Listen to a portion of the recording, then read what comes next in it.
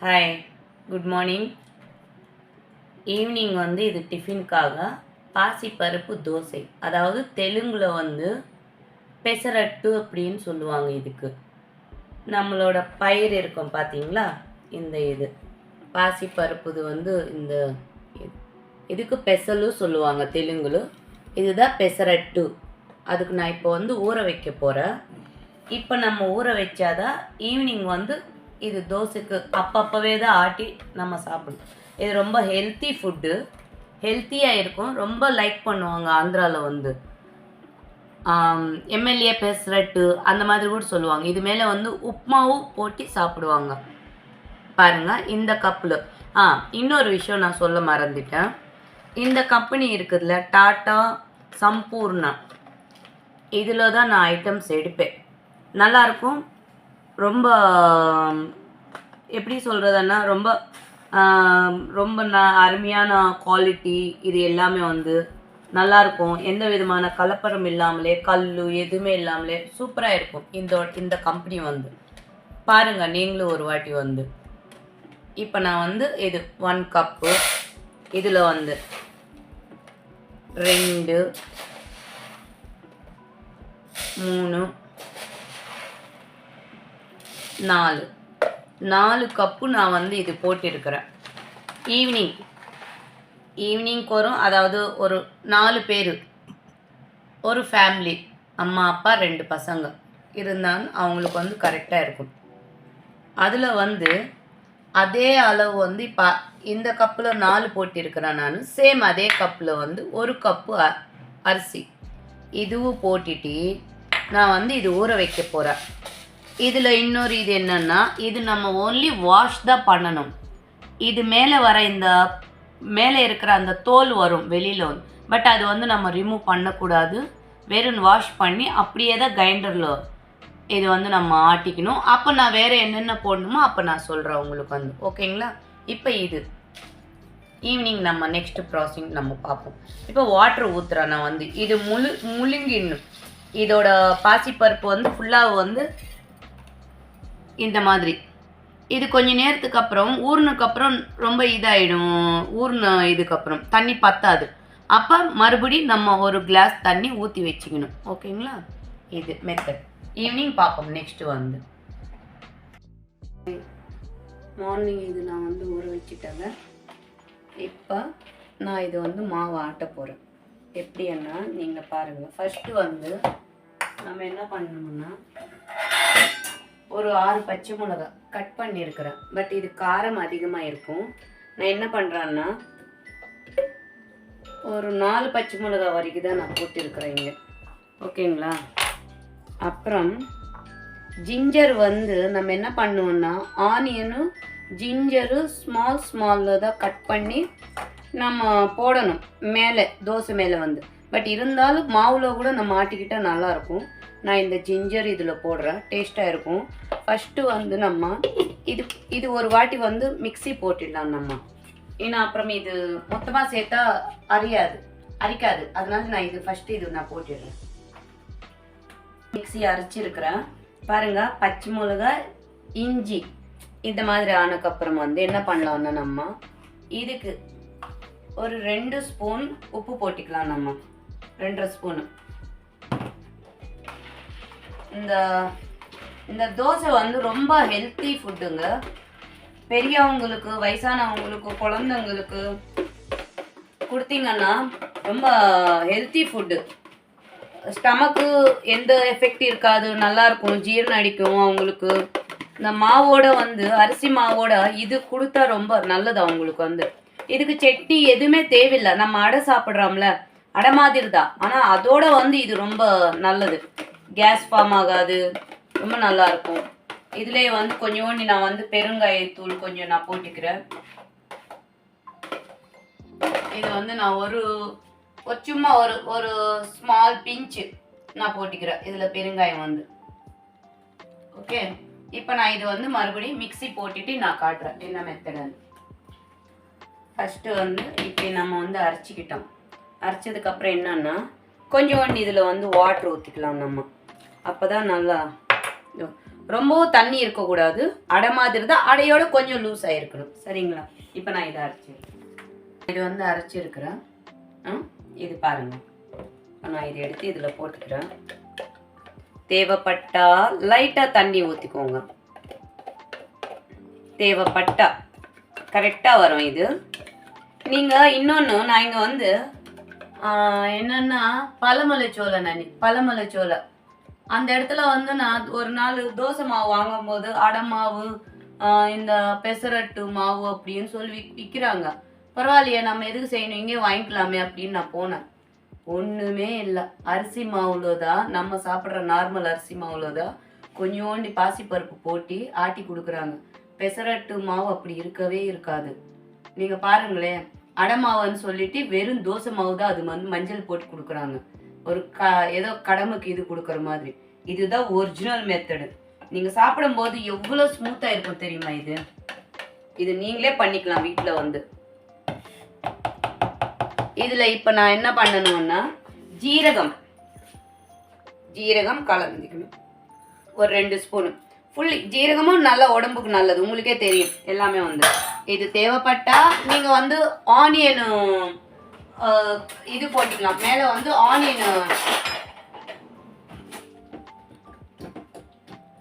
ஆனியனும் நீங்கள் வந்து மேலே வந்து துரிக்கலாம். ஆனியன் பெசரட்டு தோசை அந்த மாதிரி. இதுக்கு நீங்கள் சட்னி இருக்கணுமான்னு தேவையே இல்லை. இருந்தால் நான் வந்து இதோட காம்பினேஷனுக்கு வந்து ஒரு ஜிஞ்சர் சட்னி, அதுதான் ரொம்ப ஃபேமஸ் ஆந்திராவில் வந்து. அந்த சட்னி நான் அதுவும் காட்டுறேன் உங்களுக்கு வந்து. ஓகே, ஜிஞ்சர் சட்னி அதாவது பெசரட்டுக்காக இட்லி தோசை அந்த 3 வெரைட்டி. நீங்கள் அது அடா அந்த மாதிரி தோசை ஐட்டம்ஸ் இட்லி ஐட்டம்ஸ்க்கு இந்த ஜிஞ்சர் சட்னி. ஜிஞ்சர், பச்சை மிளகா ஒரு 4 கட் பண்ணி வச்சுருக்கிறேன். 4 இல்லை 6 பச்சை மிளகா, 1.5 ஸ்பூனு உளுந்து, 1 ஸ்பூனு கடலப்பருப்பு, ஒரு லெமன் சைஸ் புளி, 2 அதாவது ஒரு 1.5 சைஸ் வெல்லம் இது, அப்புறம் தேவை அளவுக்கு உப்பு இது. இப்போ வந்து நம்ம இது வறுத்துடலாம், ஃப்ரை பண்ணிடலாம். நம்ம ஃப்ரை பண்ணிவிட்டு நான் உங்களுக்கு காட்டுறேன் நெக்ஸ்ட்டு ப்ரோசீஜர். இப்போ நான் உளுந்து ஃப்ரை பண்ணிக்கிறேன், அதே மாதிரி கடலப்பருப்பு ஃப்ரை பண்ணிக்கிறேன். கோல்டன் கலர் வரணும். இது தேவைப்பட்டா லைட்டாக நீங்கள் ஆயிலும் போட்டுக்கலாம், இல்லைன்னா அப்படியே கூட ஃப்ரை பண்ணலாம். நான் ஒரு சொட்டு ஆயில் போட்டுக்கிறேன். அப்புறம் சொல்ல மறந்துட்டேன், தனியா மிஸ் பண்ணிட்டேன் நான். எஸ், தனியா இம்பார்ட்டன்ட். பாருங்க, 2 ஸ்பூன் எடுத்துக்கிட்டேன் தனியா. நான் அதுக்கு வந்து நேத்தி மாதிரி இந்த ப்ரௌனிஸ் வரும்போது தனியா உடனே இது வெந்திடும்.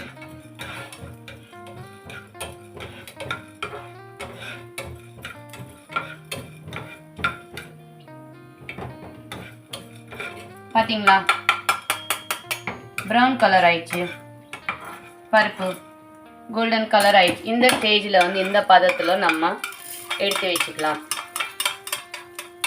இது இப்போ நம்ம வந்து தனியா வறுத்துக்கலாம்.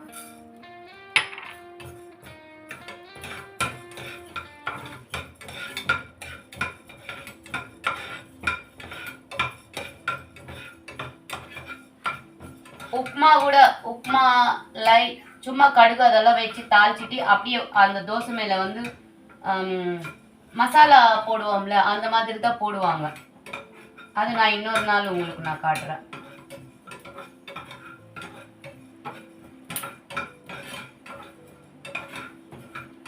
ஒரிஜினல் குண்டூர் சைடுன்னா இந்த மாதிரி தான் பண்ணுவாங்க. இப்போல்லாம் சில பேர் ஏதேதோ சொல்லி இதுதான் ஆந்திரா அப்படின்னு சொல்றாங்க. அது கிடையாதுங்க. இது வறுத்திச்சு இப்போ பச்சை மிளகா நம்ம ஃப்ரை பண்ணிக்கலாம். கொஞ்சோண்டு ஆயில் போட்டு ஃப்ரை பண்ணிடலாம்.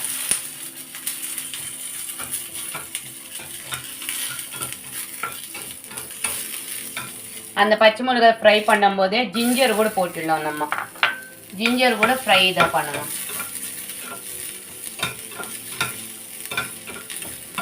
கொஞ்சம் அந்த பச்சை ஸ்மெல்லு வந்து போயிடும், அதுக்கு தான் ஃப்ரை பண்ணுறது.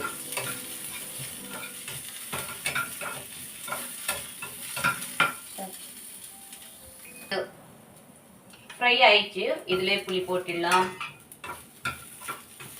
இது ஃப்ரை ஆயிடுச்சு. சும்மா அந்த சூடில் போட்டிருக்கிற வேற ஒன்றும் இல்லை. இப்போ நம்ம என்ன பண்ணலாமன்னா இதுவும் சேர்த்து இதில் போட்டுடலாம். இதில் போட்டுட்டு இதுக்கு வந்து 1 ஸ்பூன் 2 ஸ்பூனு 2.5. ஓகே. அப்புறம் வந்து தாளிச்சா தாளிச்சிக்கலாம், இஷ்டம் இருந்தால். விருப்பம் இல்லைன்னா விட்டுடலாம், தாளிக்கலாம்.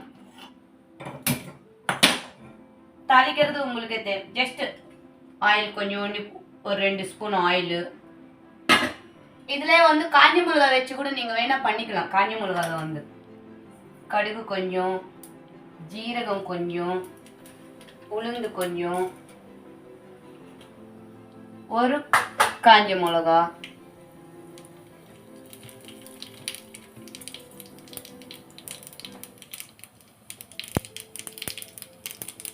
அவ்வளோதான்.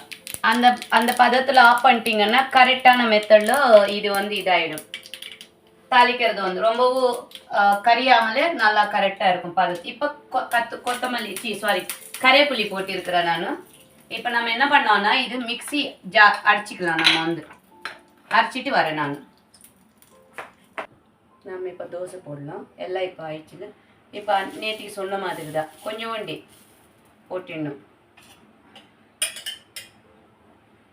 என்னதான் க்ளீன் பண்ணாலும் ஸ்டார்டிங்கில் வந்து இந்த மாதிரி போட்டிக்கணும். நம்ம வந்து இது போட்டு இது வச்சே தேய்ச்சிடணும். பாருங்கள், நான் அன்றைக்கி தேய்ச்சா எவ்வளோ நீட்டாக இதெல்லாம் வந்திருக்கு பாருங்கள்.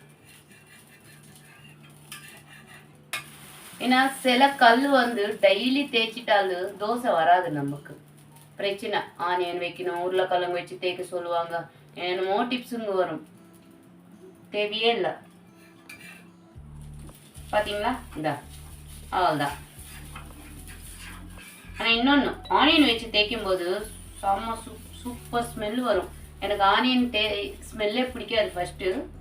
இருந்தாலும் இந்த மாதிரி தோசை கல் மேலே தேய்க்கும் போது அது ஒரு நல்ல ஸ்மெல்லு இருக்கும். அது மட்டும்தான் எனக்கு பிடிக்கும். இது இப்போ எடுத்துடலாம் நம்ம.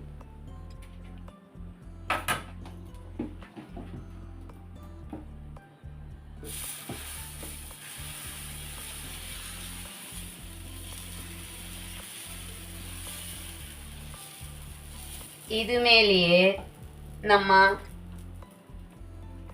உப்புமாவும் வச்சுக்கலாம், இல்லைன்னா ஆனியனும் வச்சுக்கலாம்.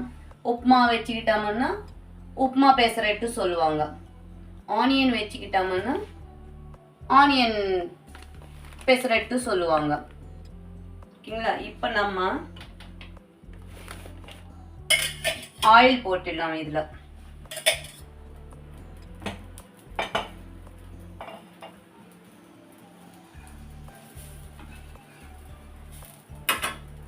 இது மேலேயே நான் வந்து ஆனியன் இப்படி போடுறேன். மாவுல கூட நீங்க கலந்துக்கலாம், வேணா கலக்கலாம்.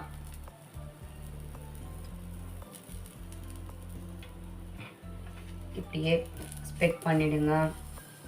ஜீரகம் ஆல்ரெடி நான் போட்டேன்.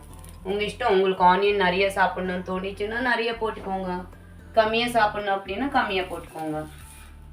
இந்த ஸ்டேஜில் இப்படி திருப்புறோம். நம்ம பிளெயினா நம்ம திருப்ப வேண்டிய தேவையே இல்லை. ஆனியன் கண்டு நான் திருப்பி இருக்கிறேன்.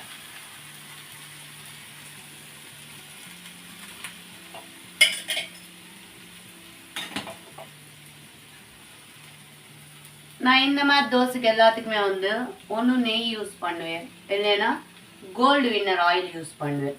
மற்ற சமையலுக்கு வந்து நல்லெண்ணெய் இல்லைன்னா கடல் எண்ணெய் அதை யூஸ் பண்ணுவேன். நல்லெண்ணெயில் வந்து மந்த்ரா, கடல் எண்ணெய்க்கு வந்து மந்த்ரா, நல்லெண்ணெய்க்கு வந்து இதயம் ஆயில். இந்த ரெண்டு. கோகோனட் ஆயில் கூட யூஸ் பண்ணுவேன். ரொம்ப கோகோனட் ஆயில் கூட யூஸ் பண்ணுவேன். அது சூப்பராக இருக்கும் கோகோனட் ஆயில் வந்து.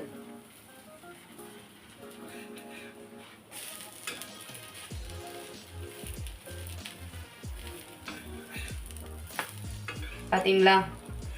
இது இது இப்படியே மறைச்சி இது ஆனியன் தோசை. அது இப்போ நான் பிளெயின் ஒன்று போடுறேன். இந்த தோசைக்கெல்லாம் ஆந்திராவில் இருக்கும் பாருங்க, தக்காளி ஊறுகாய், மாங்காய் ஊறுகாய், அதெல்லாம் நல்லா இருக்கும். நார்மலாகவே இது அப்படியே சாப்பிடலாம். எந்த பிக்கல் இருந்தாலும் இதுக்கு வந்து நல்லா செட் ஆகும்.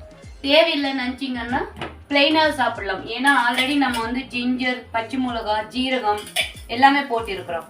அதனால அதுக்கு சும்மா நான்லாம் எப்படின்னா ரோல் பண்ணிட்டு சும்மா அப்படி வச்சுக்கிட்டு கடிச்சிட்டே டிவி பார்த்துட்டு இருப்பேன். அது எத்தனை தோசை சாப்பிட்டான்னு கூட எனக்கு தெரியாது. இந்த தோசைக்கு மட்டும் அந்த ஒயிட் தோசைன்னா, அரிசி மாவு தோசைன்னா 1 2 ஆகுது, அது கூட அதிகம்.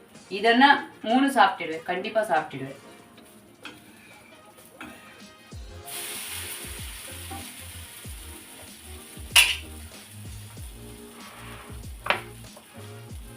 இது பாருங்க, நான் தாளிச்சது வந்து இதில் ஜிஞ்சர் சட்னியில் வந்து இதுதான் சட்னி செம்மையாக இருக்கும். இந்த சட்னி மட்டும் இதுக்கு சாப்பிட்டோம்னா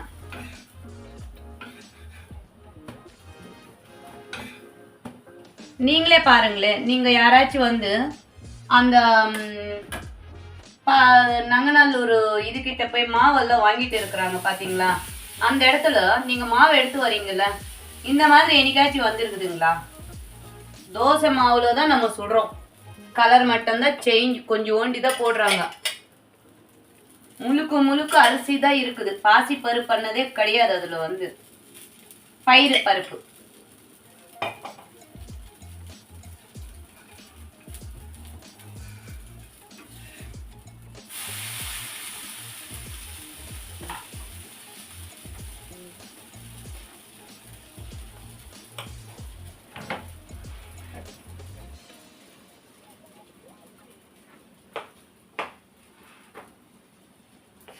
ஜிஞ்சர் இது இப்போ செஞ்சதுனாலே உங்களுக்கு வந்து ஸ்டார்டிங்கில் வந்து ஒரு மாதிரி இருக்கும் டேஸ்ட். வந்து அந்த வெல்லம், புளி, இஞ்சி, பச்சை இதெல்லாம் ஊறிச்சன்னா அவ்வளோ டேஸ்ட்டாக இருக்கும் நமக்கு வந்து. பட் ரைஸ்க்கெல்லாம் நல்லா இருக்காது. ஓன்லி தோசை, இட்லி, பொங்கலுக்கு கூட நல்லா இருக்காது. இது இந்த மாதிரி தோசைங்க, அடா எல்லாத்துக்குமே நல்லாயிருக்கும் பாருங்க.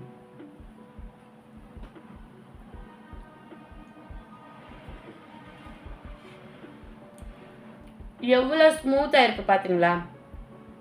நீங்கள் இதே கடலை போய் மாவு வாங்கிட்டீங்கன்னா தோசை எப்படி கல்லாக வரும், அந்த மாதிரி தான் இருக்கும். இது பார்த்தீங்களா, நம்ம பிக்கிறது கூட தெரியாது, அவ்வளோ ஸ்மூத்து. வயசானவங்களுக்கு வந்து பல் இல்லாட்டாலே அவங்களுக்கெல்லாம் வந்து அழகாக வந்து குழந்தைங்க சாப்பிட்ற மாதிரி நல்லா சாப்பிட்லாம். கடிக்க வேண்டிய தேவையே இல்லை அவங்களுக்கு. வந்து வெண்ணெயாட்டம் அப்படியே வந்து சாப்பிட்லாம், போயிடும் வாய்க்குள்ள. அந்த மாதிரி இது வந்து நீங்களும் சாப்பிட்டு இது நீங்கள் செஞ்சு சாப்பிட்டு லைக் பண்ணுங்கள், ஷேர் பண்ணுங்கள், சப்ஸ்கிரைப் பண்ணிக்கோங்க. உங்களுக்கு தெரிஞ்சவங்களுக்கும் நீங்கள் வந்து சொல்லுங்கள். நான் இப்போ நியூவாக தான் பண்ணிகிட்டு இருக்கிறேன். ஒன்று இனிமேல்ட்டு பண்ணிகிட்டு இருப்பேன். டெய்லி ஒரு வெரைட்டியாக நான் போட்டுகிட்டே இருக்கிறேன். ஓகேங்களா? தேங்க்யூ.